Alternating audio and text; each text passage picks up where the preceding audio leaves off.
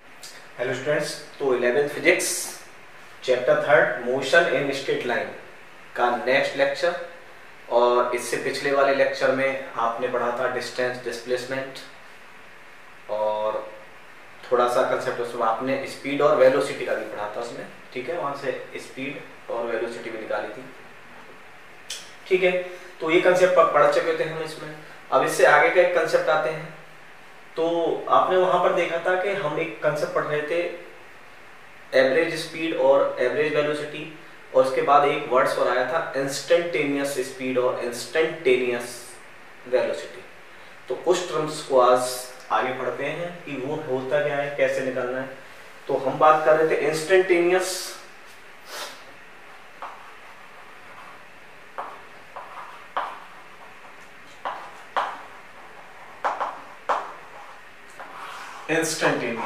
Speed और velocity. ठीक है, तो इंस्टेंटेनियस की बात कर रहे थे। तो इंस्टेंटेनियस क्या होता है? इंस्टेंटेनियस एक ऐसी स्पीड या ऐसी वेलोसिटी होती है कि जिसके बारे में हम बता रहे हैं वो टाइम के साथ चेंज ना हो, यानी एट ए इंस्टेंट हम उसके लिए कंफर्म है कि अब ये टाइम के साथ चेंज नहीं हुई होगी। जैसे सपोज करो कि अगर ए और बी दो प्लेसेस हैं, ठीक है, और इसके बीच में कोई भी डिस्टेंस मान लीजिए आप 200 किलोमीटर है और हमें ए से बी तक जाने में 4 आवर्स लगे। तो हम सिंपल सा एवरेज स्पीड की बात करें तो इसकी जो एवरेज स्पीड आएगी, स्पीड एवरेज वो आएगी आपकी 200/4, दैट इज 50 किलोमीटर पर आवर्स। ठीक है, लेकिन ये एवरेज स्पीड है ए टू बी की, यानी हम ये कंफर्म नहीं कर सकते कि हमें ए से बी तक हमारी speed always 50 kilometre per hour से रही होगी। कभी स्पीड ज्यादा रही होगी, कभी कम हुई होगी, कभी जीरो भी हुई होगी। तो ये स्पीड नहीं थी, ये पक्का कंफर्म है।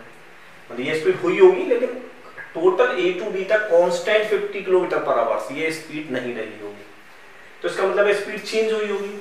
अब सपोज करो कि हम बोले कि हम चले यहाँ से 10 o'clock पर, तो हमें समझ में आ गया कि हम 2 o'clock पर पहुंचे होंगे। ठीक है, 10 o'clock पर हम ए पे थे और 2 o'clock पर बी पर थे। सही है, तो 4 आवर्स टाइम लगा हमें। लेकिन अब हम बोले कि इसमें से हमारी 11 बजे स्पीड क्या थी, तो हमें कोई कंफर्म नहीं, पता नहीं कितनी भी हो सकती है, 50 भी हो सकती है, कम भी हो सकती है, जीरो भी हो सकती है, ज्यादा भी हो सकती है। ठीक है, तो हमें एक ऐसा टाइम ड्यूरेशन लेना है जिसमें स्पीड के बारे में हम कंफर्म हो और वो चेंज ना हो। जैसे अगर बोले कि भाई, अगर हम बोले 11 to 11.01 मिनट, ठीक है, यानी इस 1 मिनट के दौरान अगर हमारी स्पीड कांस्टेंट थी तो वो भी नहीं कह सकते, क्योंकि 1 minute is the last time और 50 किलो जो भी कोई स्पीड है वो चेंज हो सकती है। तो हमें एक ऐसा टाइम ड्यूरेशन लेना है जिसमें स्पीड चेंज ना हो। तो ऐसा टाइम ड्यूरेशन आपको पता ही है, वो हो सकता है 1 सेकेंड, 0.1 सेकेंड। तो ऐसे टाइम ड्यूरेशन में जब हम स्पीड को बताते हैं, यानी 1 सेकेंड या 0.1 सेकेंड में जो हम स्पीड देख रहे हैं, वो स्पीड हमें पता है कि वो स्पीड टाइम के साथ चेंज नहीं होगी। मतलब टाइम जैसे हमने बताई है वही स्पीड कंफर्म है, वहां पर हम कंफर्म है। तो ऐसी ही स्पीड या वेलोसिटी को बोलते हैं इंस्टेंटेनियस स्पीड और वेलोसिटी। तो इसकी हमें नीड पड़ गई आगे फिजिक्स में। अब इसकी नीड पड़ी इसे फाइंड करने की, तो हमने फिर कुछ और देखा इसमें। तो देखिए हमने कैसे समझा इसको फिर।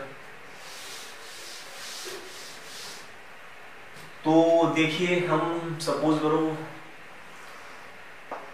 x वर्सेस y ग्राफ बनाते हैं। ठीक है, y वर्सेस x और x वर्सेस एक y ग्राफ लिया हमने, और हमने क्या देखा कि इस पर ऐसे एक स्लोप और जिसका एंगल थीटा। ठीक है, तो ये देखिए स्लोप कांस्टेंट है, तो अगर हम यहाँ पर थीटा है और कुछ टाइम बाद थीटा लें तो ये भी थीटा, और फिर कुछ टाइम बाद लें तो ये भी थीटा। तो इस वाले केस में जो हमारा थीटा है वो सेम आ रहा है। अगर थीटा सेम है तो इसका मतलब पता है कि हमें जो स्लोप आ रही है वो कांस्टेंट है, ये स्लोप जो है वो कांस्टेंट है। ठीक है, अब जैसे हमसे बोले कि हम इस पॉइंट पर निकालें, तो आप इजीली इस पॉइंट पर स्लोप निकाल सकते हो y वर्सेस t की।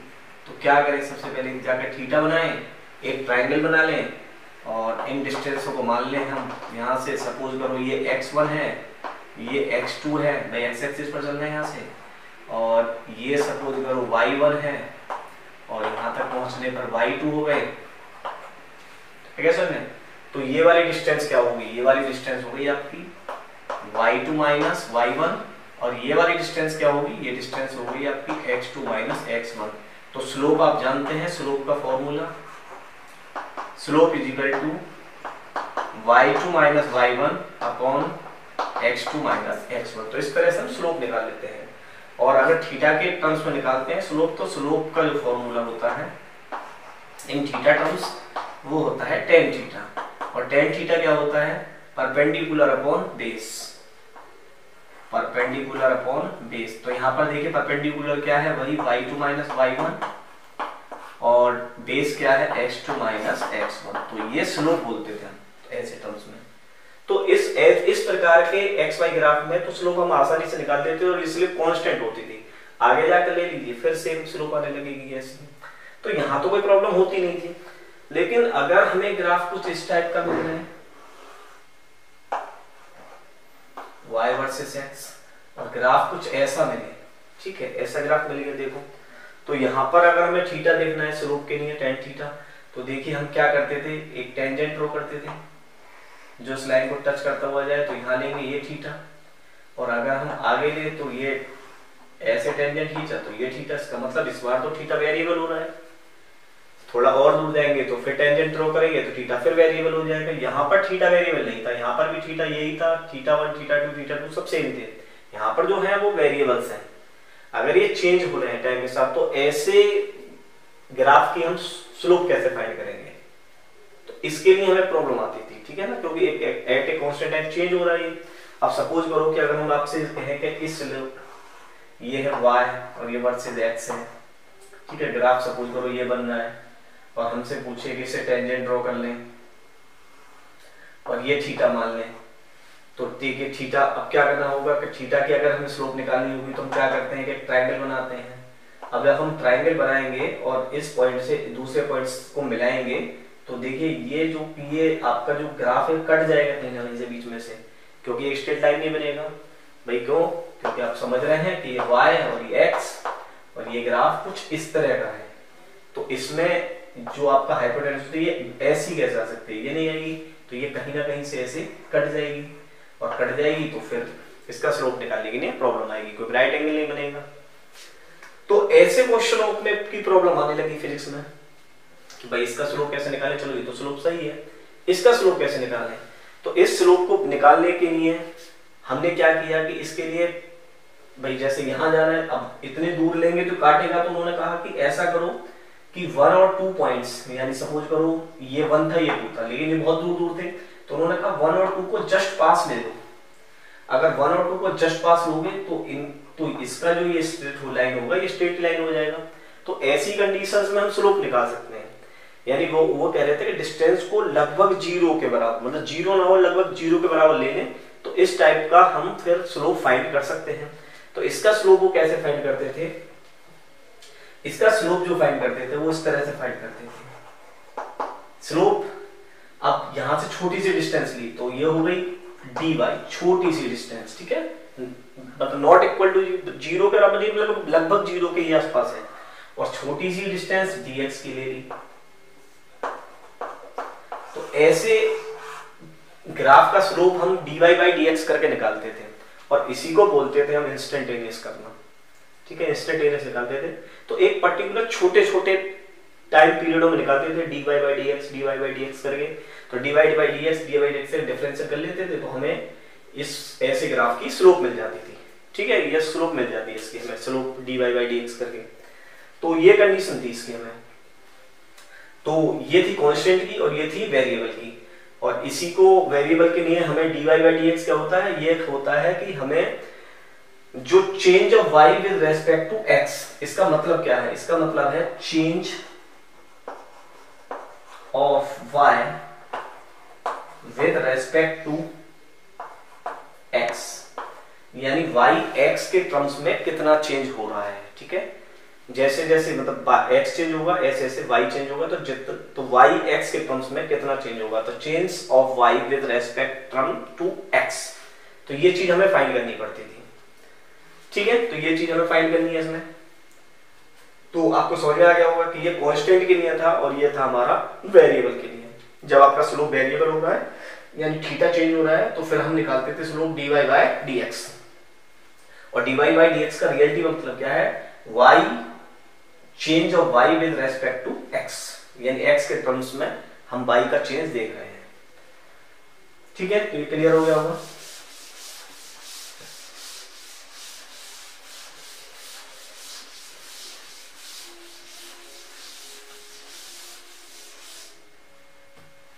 ठीक है, अब सपोज करो कि आप डिस्प्लेसमेंट टाइम का ग्राफ बना लीजिए, तो डिस्प्लेसमेंट टाइम ग्राफ ये हो गया हमारा। तो एक तो कांस्टेंट ले लीजिए, तो कांस्टेंट लेंगे तो कांस्टेंट की कोई प्रॉब्लम है नहीं। कांस्टेंट में तो अगर ये थीटा है तो इजीली निकाल लेंगे। आगे जाकर किसी और टाइम पर थीटा निकालना चाहते हैं तो यहाँ निकाल लीजिए, किसी और टाइम पर निकालेंगे तो यहाँ निकाल लीजिए, और सबकी वैल्यू सेम आ जाएगी यहाँ पर, क्योंकि यहाँ पर तो कोई चेंज हो नहीं रहा, यहाँ इजीली है। तो अगर हम बोलेंगे जैसे यहाँ निकालना है तो इसको मान लीजिए ये, इसको दे दीजिए ऐसे। ठीक है, इसको मान लीजिए T1, इसको मान लीजिए T2, इसको मान लीजिए S1 और इसको मान लीजिए S2। तो ये हो गया तुम्हारा डिस्टेंस S2 माइनस S1 और ये हो गया T2 माइनस T1। तो यहाँ पर जो स्लोप निकालते थे, तो ठीक है स्लोप निकालेंगे तो S2 minus S1 upon T2 minus T1 हो जाएगा।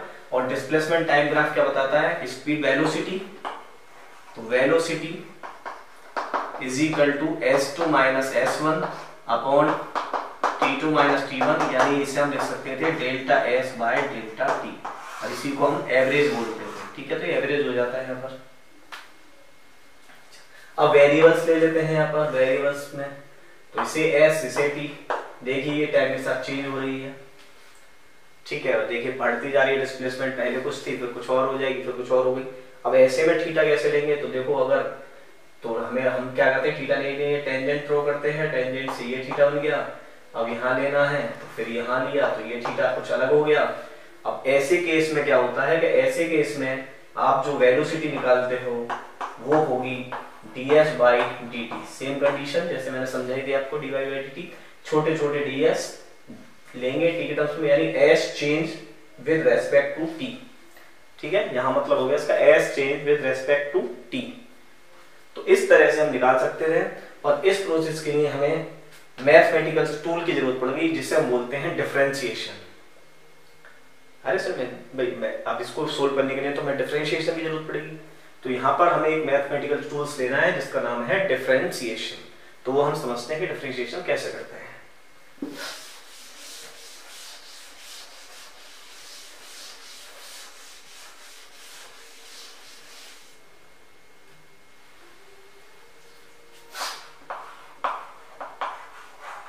ठीक है, क्या बनाना है, डिफरेंशिएशन।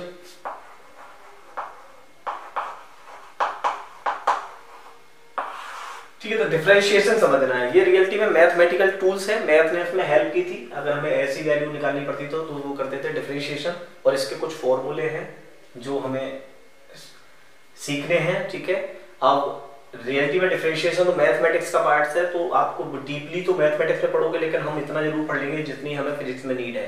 तो डिफरेंशिएशन फॉर फिजिक्स, यानी फिजिक्स के लिए हम पढ़ लेते हैं। ठीक है, ज्यादा तो टर्म्स में जाओगे तो आपको मैथ में ही जाना पड़ेगा, लेकिन हम फिर भी कोशिश करेंगे कि बहुत सारे टूल्स आपके क्लियर हो जाए डिफरेंशिएशन के। तो डिफरेंशिएशन में सबसे पहले याद कीजिए कि सबसे पहले जो फार्मूला आ जाएगा वो आ जाएगा y is equal to x की पावर n। ठीक है, सबसे इंपॉर्टेंट फार्मूला जो बार बार काम आएगा आपके साथ। और इसका हमें अगर dy अपॉन dx निकालना है, ठीक है, dy अपॉन dx समझ गए। dy अपॉन dx क्या मतलब है, y change of y with respect to x। तो ये हमेशा याद रखना है कि स्लोप तो समझते हैं, लेकिन ये है क्या, ये है change of y with respect to, यानी WRTX ऐसे लिखो। ठीक है, x के टर्म्स में रखना है। तो इसका जो फॉर्मूला होता है वो होता है nx की n-1, ये आपको याद रखना है, nx की n-1। तो ये पहला है। अब जैसा आपको बोले कि y is equal to x cube है, इसका हमें dy अपॉन dx निकालो, तो आपको समझ में आ जाएगा dy upon dx is equal to, power को आगे लाइए 3x और 3 माइनस 1, तो ये हो गया आपका 3x स्क्वायर। क्लियर है? और देखिए आपसे बोला जाए y is equal to x की पावर 5, तो सिंपल कर सकते हैं आप dy अपॉन dx, 5 को आगे ले आइए, 5x की 5 माइनस 1 दैट इज 4। तो सबसे पहला था हमारा y is equal to x की n, तो y is equal to x की n का मतलब था n x की n माइनस 1, जो मोस्ट इंपॉर्टेंट फॉर्मूला है जो आपको बार बार काम आएगा। तो हम इस तरह से डिफरेंशिएट करते हैं इसको। क्लियर हो गया ये? देखिए सेकंड देखिए इसमें,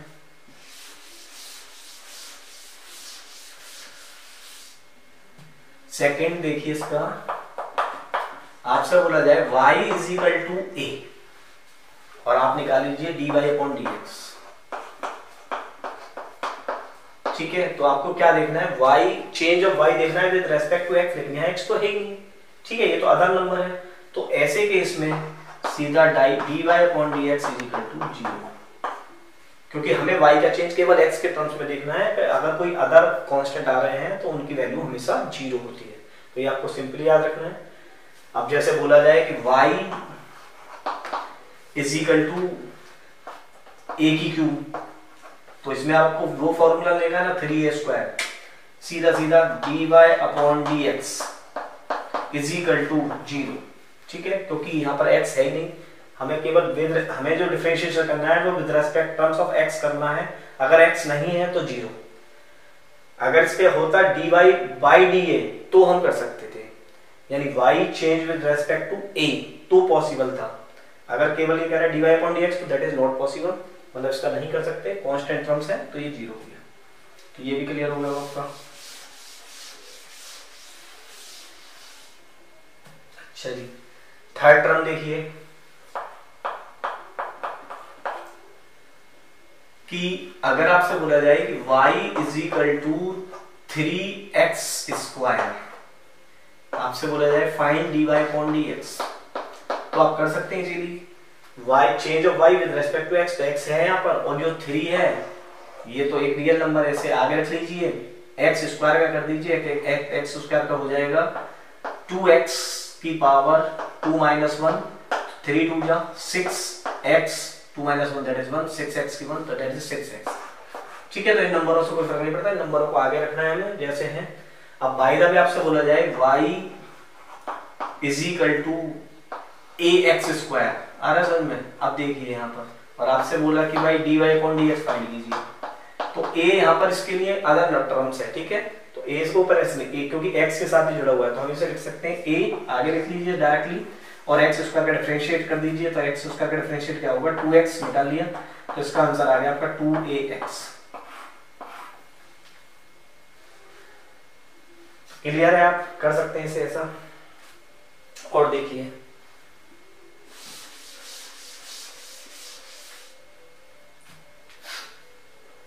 fourth, y is equal to e की x। ठीक है, तो अगर बोले जाए कि भाई बताइए dy अपॉन dx, तो देखिए इसका जो dy df का होता है e की x ही होता है। ठीक है, याद रखना है dy अपॉन dx e की x का e की x ही होता है। कुछ फॉर्मूले हैं जो आपको याद करने हैं ताकि डिफरेंशिएशन आ जाए, डिफरेंशिएशन का यूज फिजिक्स में होना है तो आप इन्हें यूज कर सकते हो। ठीक है, और अगर आपसे बोला जाए कि y इज इक्वल टू, ठीक है, y is equal to 1/x, और अब निकाल लीजिए dy अपॉन dx, तो इसका होता है log x, याद रखना है, इसका होता है log x या log x का 1/x। ठीक है, अपोजिट हो गया है, यानी आपसे बोले जाए तो अगर आ जाए y is equal to log x, तो इसका होता है dy अपॉन dx 1/x, तो ये हमें याद रखना है। और देखिए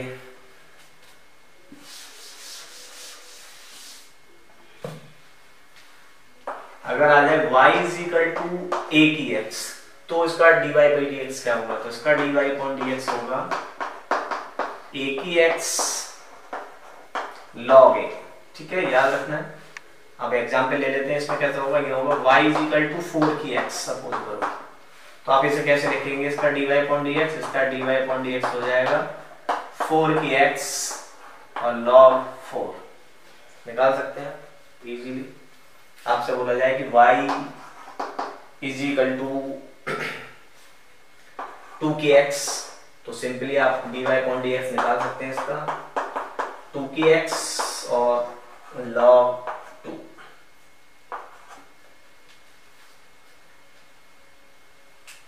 ठीक है, तो ये देखिए जो e की x वाला फॉर्मूला था वो भी यही है, सेम कंसेप्ट। अगर आप लिखते कि जैसे हमने निकाल आपको बताया था कि y is equal to e की x का e की x ही हो जाता है dy अपॉन dx, तो इसका लॉजिक भी यही है कि अगर हम इसे ऐसे ही निकालें जैसा भी निकाल रहे हैं तो क्या लिखते हैं, e की x और log e, और log e की वैल्यू 1 होती है तो दैट इज e की x। ठीक है, तो एक ये हो गया आपका।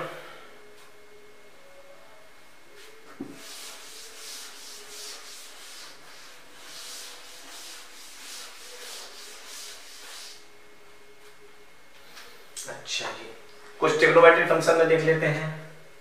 अगर आपसे बोला जाए y is equal to sine x, y is equal to sine x, तो इसका डिफरेंशिएट करेंगे तो dy अपॉन dx, इसका डिफरेंशिएट होगा साइन एक्स का cos x। ठीक है, साइन एक्स का हो जाएगा cos x, और आपसे बोला जाए y is equal to cos x, तो इसका डिफरेंशिएट हो जाएगा dy upon dx minus sine x. ठीक है, ये थोड़ा याद रखने हैं आपको, बाकी जब जैसे जैसे क्वेश्चन आते रहेंगे यूज करोगे तो आपको याद हो जाएंगे। स्टार्टिंग में थोड़े याद करने पड़ते हैं ट्रिग्नोमेट्रिक फंक्शन का जहां जहां यूज होगा। तो समझ रहे हो y equal to sin x, dy upon dx equal to cos x आ गया, तो y equal to cos x है तो ये माइनस sin x आएगा, और याद रखना है। ठीक है, अब क्योंकि x में कर रहे हो, अब बाय द वे आपसे बोल दिया जाए, याद रखना ये भी y is equal to sin theta, और आपसे बोल लिया जाए कि dy अपॉन dx निकालो, तो वो जीरो ही है, क्योंकि y with respect to x, ये y with respect to x नहीं है, ये y with respect to theta है।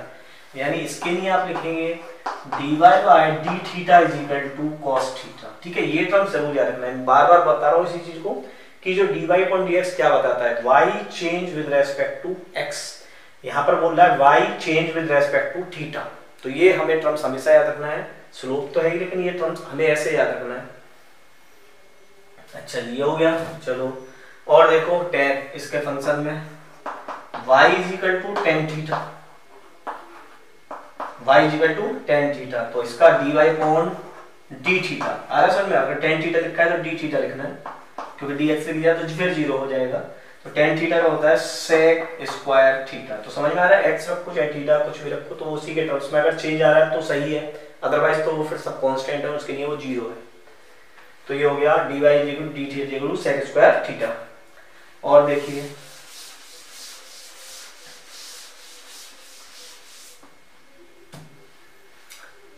तो sin cos tan हो गया।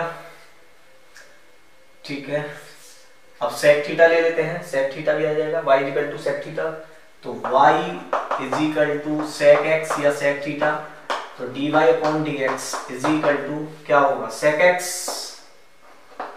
tan x। ठीक है, दोनों आते हैं इसमें, sec x का करोगे तो sec x और tan x दोनों लिखने हैं हमें।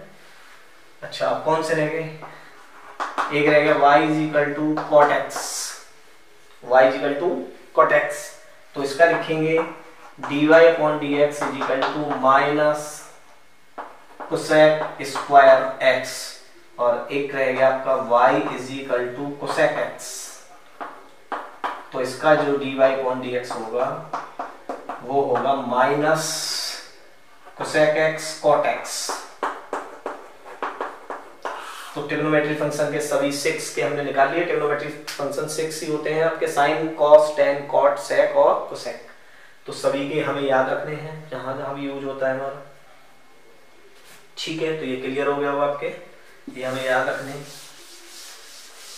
अच्छा जो डिफरेंशिएशन होता है, देखिए डिफरेंशिएशन में एल्जेब्रिकली भी होता है, यानी y की जगह पर हमें y की वैल्यू ऐसे नहीं है एक ही टर्म्स में मिले, हमें नंबर ऑफ टर्म्स में y की वैल्यू मिल सकती है। तो सपोज करो जैसे एग्जांपल ले लें कि y is equal to 3x³ plus x² plus 1 ऐसे दे दिया हमें, और आपसे बोला मतलब फाइंड कीजिए भाई इसका dy/dx।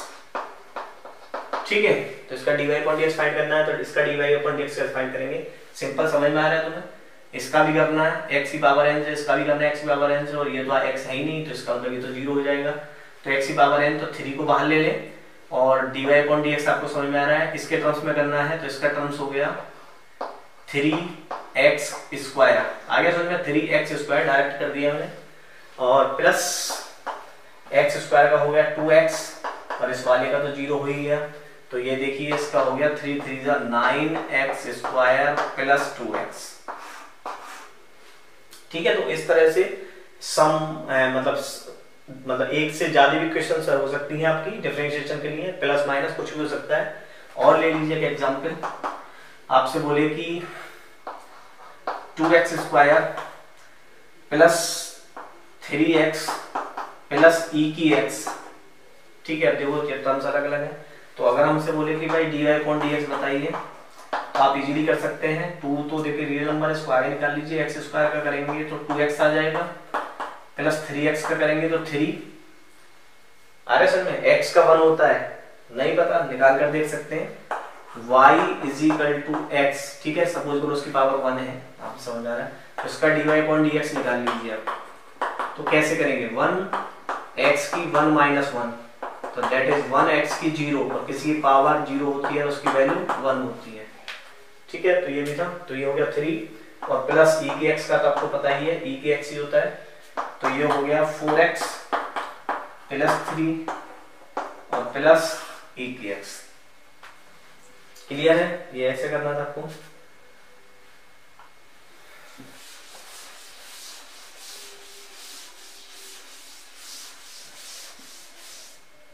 ठीक है, और एग्जाम्पल ले लीजिएगा ताकि आपका ये डिफरेंशिएशन कंप्लीट हो गया, क्योंकि 11th में बच्चों के लिए बिल्कुल एक नई चीज आती है ये, और आपको समझ में भी आ गया होगा कि कहाँ यूज करना होता है जब हमें इंस्टेंटेनियस एक एट इंस्टेंट थोड़े छोटे छोटे चीज के लिए तो उसका डिफरेंशिएट कर देते हैं। तो y और ले लेते हैं हम, y ले लीजिए x³ plus sign x plus 2 की पावर x, ऐसे ले लीजिए तीनों टर्म्स को।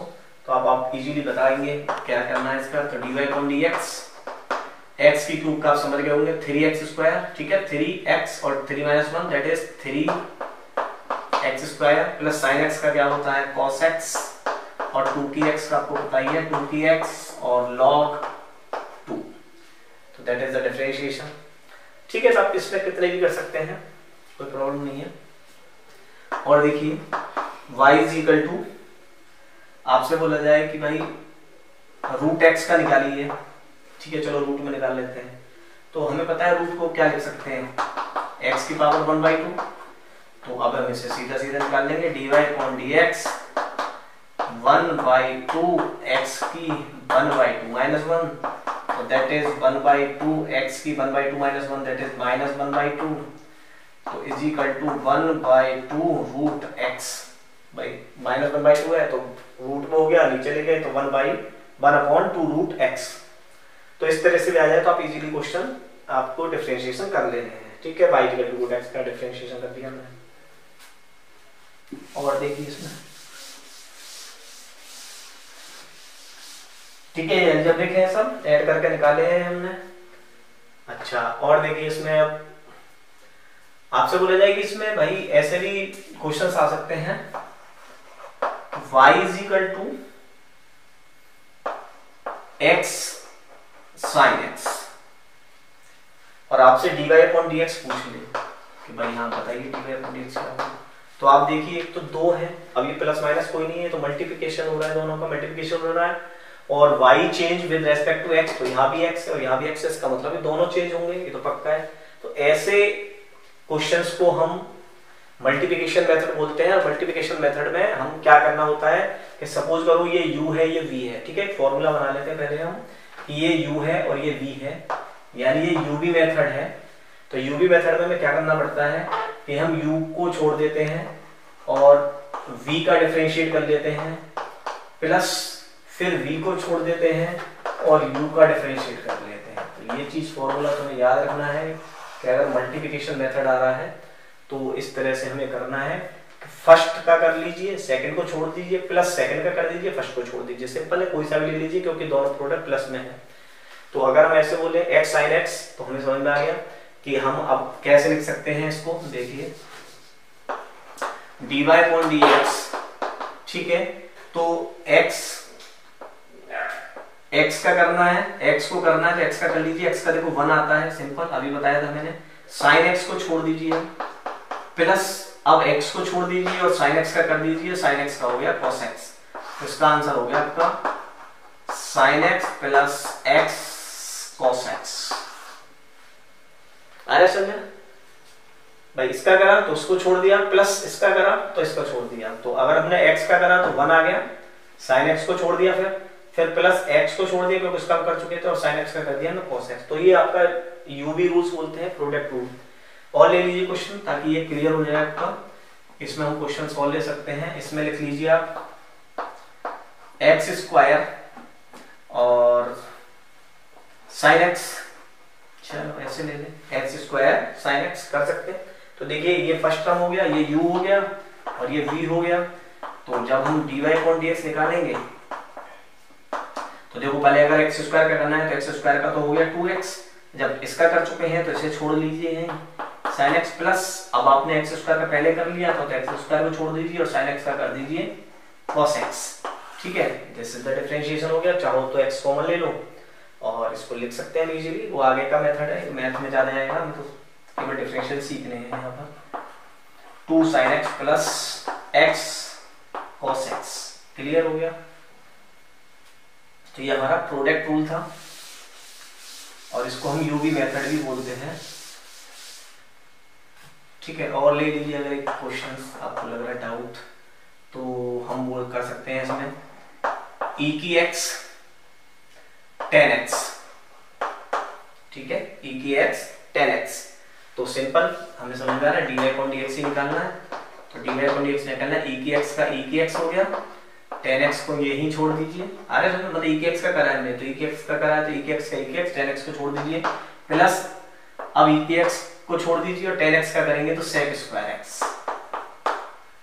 यहाँ से आप चाहो तो e की x कॉमन ले लीजिए, यह बच जाएगा आपका tan x plus sec square x, ठीक है। तो प्रोडक्ट रूल में बिल्कुल क्लियर हो गया आपको कि दो टर्म्स होते हैं, दो टर्म्स में से पहले फर्स्ट में क्या करना है, फर्स्ट टर्म का कर लीजिए, सेकंड को छोड़ दीजिए, प्लस सेकंड का कर दीजिए, फर्स्ट को छोड़ दीजिए। तो ऐसे ही करना है इसमें।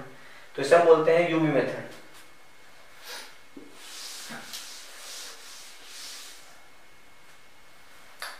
अच्छा, कभी कभी क्या होता है कि जैसे ये था मल्टीप्लिकेशन मेथड, कभी कभी ऐसा मेथड दिया जाता है कि दोनों टर्म्स का ही करा ले, यानी ऐसे दे दे इक्वेशन। अब क्या करना पड़ेगा इसमें, y = e की x अपॉन sin x, ठीक है। तो देखो इसका भी फॉर्मूला का वो था मल्टीप्लिकेशन मेथड, ये था डिवाइड रूल। यानी सपोज करो ये u भी लिख ली, अब ये u भी है, यानी जो e की x है वो u मान लिया और ये v है। अब हमें इसका करना है डिफरेंशिएट, तो इसका फॉर्मूला याद रखें, v को छोड़ दीजिए, du/dx कर लीजिए, माइनस अब u को छोड़ दीजिए, dv/dx कर दीजिए, एंड देन v का स्क्वायर कर दीजिए। तो ये हमें याद रखना है, ठीक है। ये न्यूमरेटर है डिनोमिनेटर, तो पहले क्या करना है, इसको छोड़ दीजिए, इस वाले का डिफरेंशिएट करिए, माइनस फिर जिसका u को छोड़ दीजिए और नीचे वाले का डिफरेंशिएट कर लीजिए, अपॉन इस नीचे वाले का स्क्वायर कर दीजिए। तो इस तरह से हम डिवाइड रूल यूज करते हैं। तो अगर हमें अब यहाँ करना है तो इसको हम यहाँ अप्लाई करते हैं, dy अपॉन dx। तो देखिए क्या करना है, v स्क्वायर, समझ में आ गया आपको, तो sin स्क्वायर x। अच्छा जी, v को छोड़ना है तो v को लिख लीजिए और dy/dx किसका करना है, e की x का, चलो जी, माइनस अब क्या करना है, अब e की x को छोड़ना है और dy अपॉन dx किसका करना है, sin x का करना है। आगे सर में x के टर्म्स को चेंज करना है, तो ये हो गया sin x और e की x का क्या होता है, e की x माइनस e की x और sin x का होता है cos x, और ये आ गया आपका sin स्क्वायर x। चाहो तो इसे ये सोल्व हो गया, अदरवाइज e की x कॉमन ले सकते हैं यहाँ से। तो ये हो गया sin x minus cos x upon sin square x, ठीक है, तो इस तरह से डिवाइड रूल के भी क्वेश्चन हम इजीली कर सकते हैं। यदि डिवाइड में आ जाए तो डिवाइड मेथड ये लगाना है हमें। तो क्लियर हो गया होगा मल्टीप्लिकेशन और डिवाइड मेथड। एक आध क्वेश्चन और कर लेते हैं ताकि ये और क्लियर हो जाए आपका।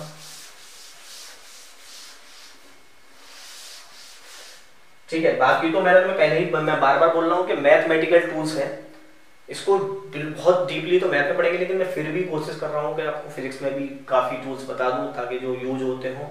ठीक है, मैथ का पार्ट है ये, लेकिन हमें फिजिक्स में यूज होता है इसका, तो इसलिए बता रहा है आपको। तो और एक एग्जांपल ले लीजिए, एक एग्जांपल और ले लेते हैं हम, इसे ले लीजिए आप।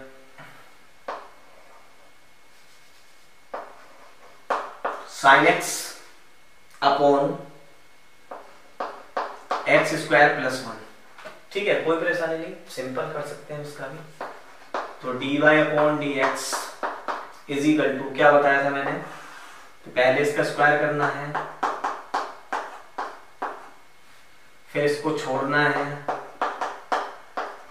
ऊपर वाले का डिफरेंशिएट करना है, माइनस लगाना है, फिर sin x को छोड़ना है और नीचे वाले का डिफरेंशिएट कर देना है। आई थिंक ये आपका क्लियर हो गया होगा। तो अब देखते हैं यहाँ से, x square plus 1 sign x का होता है cos x, minus sine x को ऐसे ही छोड़ दीजिए, और एक्स स्क्वायर प्लस 1 का क्या होगा 2x। आ रहा है समझ में भाई, ये होगा देखो x की पावर n से, तो x की पावर n से होगा 2x, और वो 1 है, x के रेस्पेक्ट में नहीं है, तो वो 0 हो गया आपका। तो इसका आंसर आ गया 2x, और नीचे हो गया आपका एक्स स्क्वायर प्लस 1 का होल स्क्वायर। बाकी आप समझ रहे हो कि सोल्व करना है तो हम थोड़ा और सोल्व कर सकते हैं ऐसे, लेकिन डिफरेंशिएशन हमारा कंप्लीट हो गया यहाँ तक। तो ये था डिफरेंशिएशन। ठीक है, तो आपको some rules, difference rules, multiplication सब चीज बता दिए मैंने, और जो जो फॉर्मूले यूज हुए हैं वो बता दिए। और भी इसमें एक और थोड़ा सा कभी कभी चेन रूल आ जाता है, जिसको हम चेन रूल बोलते हैं। ठीक है, चेन रूल क्या होता है, चेन रूल में होता है कि मतलब एक सपोज करो कि देखो क्वेश्चन से समझते हैं, y इज इक्वल टू, और आपको दे दिया जाए रूट साइन एक्स, चलो ऐसे दे दिया तुम्हें।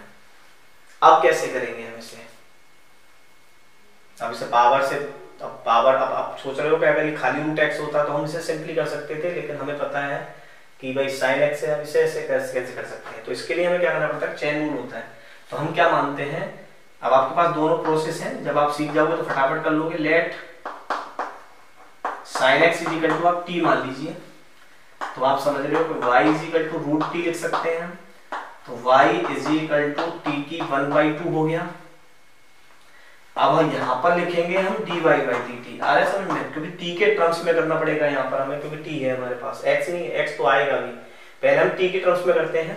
तो t के टर्म्स में आपको समझ में आ रहा है, ये कितना हो जाएगा 1/2, t की 1/2 माइनस 1, तो दैट इज 1/2, और माइनस का t मतलब t 1/2 minus 1, that is t की माइनस 1/2, और 1/2 का मतलब रूट होता है, माइनस है तो नीचे आ जाएगा, तो ये कुछ इस तरह से आ जाएगा 1/2 रूट टी। ठीक है, हम कर चुके थे।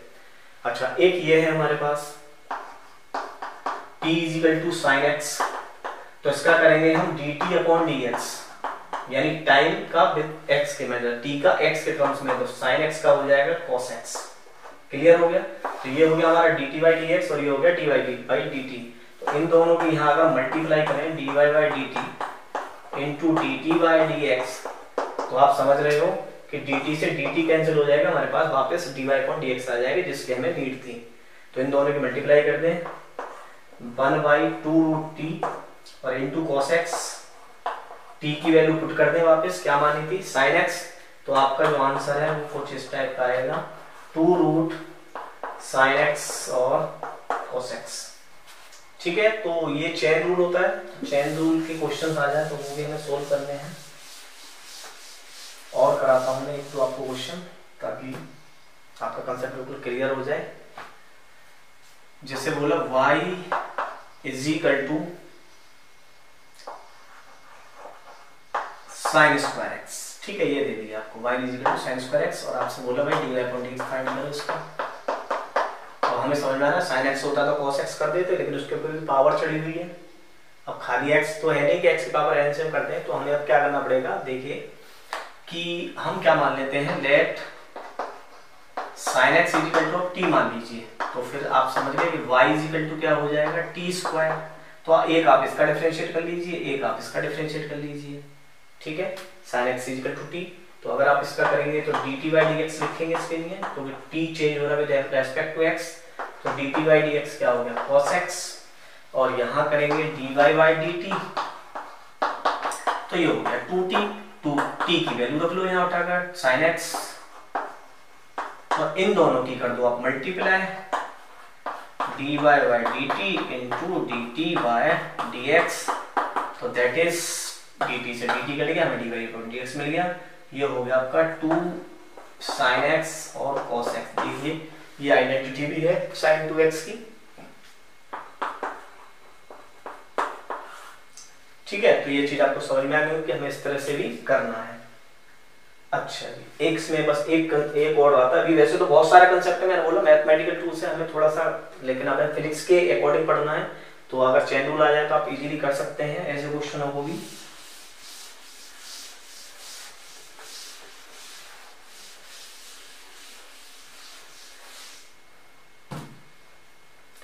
कि आपसे बोला y is equal to x cube plus x square plus 1, सब कुछ करो ऐसे बोल दिया, x cube plus x square plus 1, और आपसे बोला कि भाई इसमें find the value of y when dy upon dx is equal to 0, मतलब हमें एक ऐसी वैल्यू x की ढूंढनी है, इसमें y के x की वैल्यू ढूंढनी है कि जो dy अपॉन dx मैक्सिमम हो या मिनिमम हो जाए। आया समझ में, dy अपॉन dx या तो मैक्सिमम हो जाए या फिर मिनिमम हो जाए। तो ऐसे क्वेश्चन भी आ जाते हैं कि मैक्सिमम और मिनिमम के लिए क्या करना है, तो सबसे पहले तो हम इसका डिफरेंशिएट करेंगे, dy अपॉन dx वो हो जाएगा आपका 3x स्क्वायर प्लस 2x, वो तो 0 हो गया। अब ये कह रहा है कि dy अपॉन dx मैक्सिमम या मिनिमम कब हो सकता है, जब इसकी वैल्यू 0 हो जाए। तो सिंपल है कि हम रख लेंगे 3x square plus 2x is equal to 0, so यहाँ x कॉमन ले लो, तो ये हो जाएगा 3x plus 2 is equal to 0, तो एक तो वैल्यू आ गई x की 0 और एक आ गई 3x plus 2 by 0, so 3x is equal to minus 2, so x is equal to minus 2 by 3। यानी इसकी जो वैल्यू है वो कब मैक्सिमम मिनिमम होगी, एक बार तो होगी x इज इक्वल टू 0 पर और एक बार होगी x is equal to minus 2 by 3 पर। तो इस तरह के क्वेश्चन आते हैं अगर मैक्सिमम मिनिमम, तो हमें क्या करना है, डिफरेंशिएट करना है, डिफरेंशिएट dy अपॉन dx को इक्वल टू 0 रखना है, वहां से हमें x की वैल्यू फाइंड करनी है।